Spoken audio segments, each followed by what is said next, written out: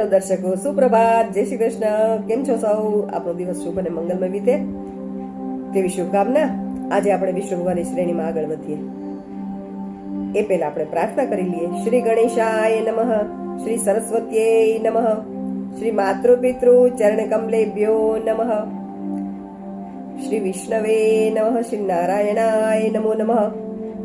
દર્શકો, સૃષ્ટિના પાલન કરતા, ભરણ પોષણ કરતા, સંચાલન કરતા આદિદેવ કહેવાય એવા વિષ્ણુ ભગવાનની વાત આપણે કરીએ છીએ આ શ્રેણીમાં.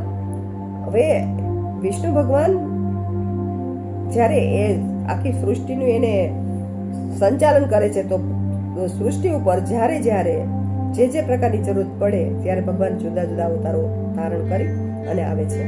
તે આપણે અવતારો વિશે વાત કરવી છે. એ પહેલા આપણે ભગવાનનું મંગલાચરણ કરી લઈએ. ઓમ નારાયણાય વિદ્મહે સત્યદેવાય ધીમહિ તન્નો વિષ્ણુ પ્રચોદયાત. ભગવાન વિષ્ણુ એક આદિ પરાશક્તિ છે, જે સર્વોત્તમ પરમાત્મા, પરબ્રહ્મ, સગુણ, સાકાર, નિરાકાર, સર્વવ્યાપ્ત પરાશક્તિ છે. આ પરમ શક્તિને એકમાંથી અનેક થવાની ઈચ્છા થઈ અને આપણે આગળ પણ જાણ્યું કે હિરણ્યમે અંડમાં ઉત્પન્ન થયું અને એ અંડમાં નિરાકાર શક્તિ સ્વયં પ્રવેશી અને જગતના સર્જન માટે સૌ પ્રથમ આવી રીતે આદિ પરાશક્તિએ શરીર ધારણ કર્યું. શરીર ધારણ કરી આદિશક્તિએ પોતાનું નામ વિષ્ણુ ધારણ કર્યું અને ત્યારબાદ ચતુર્મુખ બ્રહ્મા સ્વરૂપ ધરી અને જગતની ઉત્પત્તિ કરી. અને તેમાંથી જ આત્મા એટલે પુરુષ ઉત્પન્ન થયો. અવ્યક્ત પ્રકૃતિથી બુદ્ધિ ઉત્પન્ન થઈ, બુદ્ધિથી મન અને મનથી આકાશ ઉત્પન્ન થયું. આકાશમાંથી વાયુ અને વાયુમાંથી તેજ, તેજથી જળ અને જળમાંથી પૃથ્વીની ઉત્પત્તિ થઈ. આદિ નારાયણે બ્રહ્મા રૂપે સૃષ્ટિના રચયતનું કાર્ય સંભાળ્યું, વિષ્ણુ રૂપે પાલન કરતા ત્રિક્ય કાર્ય સંભાળ્યું અને શંકર સ્વરૂપે રુદ્ર રૂપે પ્રલયમાં સંહારક બન્યા છે. આમ સૃષ્ટિની બધી ક્રિયાઓ પ્રભુ આદિશક્તિએ સ્વયં જુદા જુદા સ્વરૂપ ધારણ કરીને કરવા લાગ્યા. ભગવાન વિષ્ણુ અજન્મા હોવા છતાં પણ જગતની રક્ષા માટે જ્યારે જ્યારે જે પ્રકારની જરૂર ઊભી થાય તે મુજબ અવતારો ધારણ કરે છે. આ બધા ઉલ્લેખો આપણને આપણા પુરાણોમાં જોવા મળે છે. શ્રી વિષ્ણુ ભગવાનના 24 અવતારોમાં અંશ અવતારો છે, આવેશ અવતારો છે, પૂર્ણ અવતારો છે. તો આપણે ક્રમશઃ જોઈએ તો સૌથી પહેલા ભગવાન સનત કુમારો સ્વરૂપે અવતાર ધારણ કરે છે. 4 ભાઈઓ છે ને, સૌ પ્રથમ સનકાદિક બ્રાહ્મણ કુમારો. આ અવતારમાં તેઓએ કઠોર તપસ્યા કરી હતી અને આ અવતારથી પ્રભુએ અખંડ બ્રહ્મચર્ય વ્રત શું છે તેનો મહિમા દર્શાવ્યો છે અને સમાજને એ વાત સમજાવી છે. એ ચારેય સનકાદિક, ચારેય ભાઈઓ, ચારેય બાળક સ્વરૂપે જ છે અને એમાં એણે બ્રહ્મચર્યનું મહત્વ સમજાવ્યું છે. ભગવાને પછી અવતાર લીધો છે વરાહ અવતાર. આ અવતારની અંદર વિષ્ણુ ભગવાને પૃથ્વીને રસાતળમાંથી બચાવવા માટે વરાહ અવતાર ધારણ કર્યો, કારણ કે રસાતળમાં પૃથ્વીને ખેંચી ગયા તો હિરણ્યાક્ષ. પછી ભગવાન વિષ્ણુ વરાહનો અવતાર લે છે, પોતાના દાંત ઉપર પૃથ્વીને લઈ અને રસાતળમાંથી લઈને ઉપર લઈ આવે છે અને પૃથ્વીની રક્ષા કરે છે અને હિરણ્યાક્ષને મારી નાખે છે. ભગવાનનો પછીનો અવતાર જો તો નારદ મુનિ જે છે ને, આપણે નારદ મુનિ નારાયણ નારાયણ સતત બોલતા હોય વિચારતા હોય છે, એ પણ ભગવાનનો જ અવતાર છે. આ ત્રીજો ભગવાનને દેવર્ષિ નારદ સ્વરૂપે જ્યારે અવતાર લીધો ને, ત્યારે એને નિષ્કામ કર્મ બાબતે સમજાવ્યું છે. આ અવતારમાં ભગવાને આપણને એ સમજ આપી છે કે નિષ્કામ કર્મ શું છે અને પંચરાત્ર નામનો ગ્રંથ નારદજીએ લખ્યો છે અને તેનો પ્રચાર કર્યો છે. એટલે સમાજની અંદર નિષ્કામ કર્મ પ્રવર્તિત કરવા, નિષ્કામ કર્મની સાથે સાથે ઈશ્વર નામ સ્મરણ કરવું, ભક્તિ વિષયક નારદજીએ આપણને ઘણું સમજાવ્યું છે. પછી જે નર નારાયણ છે ને, એ પણ ભગવાનનો અવતાર છે. એટલે કે ભગવાને નર નારાયણ સ્વરૂપે અવતાર ધારણ કર્યો. પ્રથમ વિષ્ણુએ ચોથો અવતાર નર નારાયણ સ્વરૂપે લીધો અને અવતારમાં પ્રભુએ ધર્મની રક્ષા કરવા માટે બદ્રીનાથમાં કઠોર તપસ્યા કરી હતી.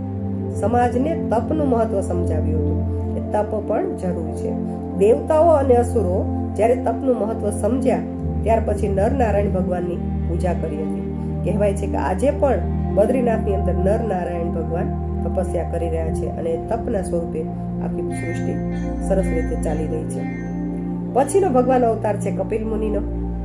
ભાગવતની અંદર આપણે જાણીએ છીએ કે કપિલ મુનિનો અવતાર થાય છે કપિલ મુનિને સિદ્ધોમાં શ્રેષ્ઠ ગણવામાં આવે છે, જેમણે કાળના પ્રભાવથી લુપ્ત થઈ ગયેલું જે સાંખ્ય શાસ્ત્ર હતું ને એને ફરીવાર જીવંત કર્યું.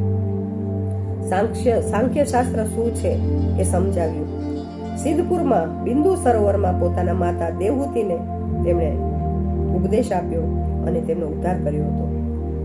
તો આ કપિલ મુનિ જે છે એ પણ વિષ્ણુ ભગવાન અવતાર છે. પછી દત્તાત્રેય ભગવાન છે ને, આપણે જેને દત્તાત્રેય, તો એ પણ ભગવાન અવતાર છે.